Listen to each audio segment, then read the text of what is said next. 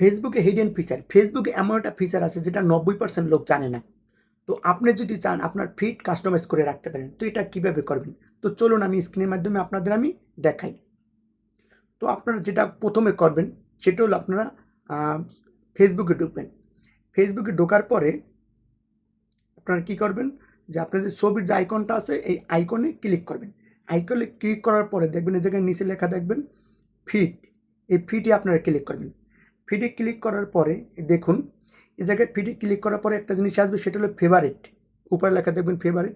এর আগে আমি আর কিছু কথা বলে রাখি, সেটা হলো আপনারা যখন এটা করবেন সেটা হলো আপনার গুরুত্বপূর্ণ যে ভিডিওগুলো, গুরুত্বপূর্ণ যেগুলো আপনি দেখতে পছন্দ করেন ওইগুলো আপনার সামনে আসবে। অপ্রয়োজনীয় অনেক সময় বিভিন্ন ভিডিও আসে সামনে, অনেক সময় যেগুলো আপনারা দেখতে চান এগুলো আসে, তো এগুলো আসবে না। তো এটা কিভাবে করবেন, এই যে দেখেন উপরে ফেভারিট, ফেভারিটের পরে আপনার নিচে আসবেন, নিচে আসার পর দেখবেন আপনি গেট স্টার্ট।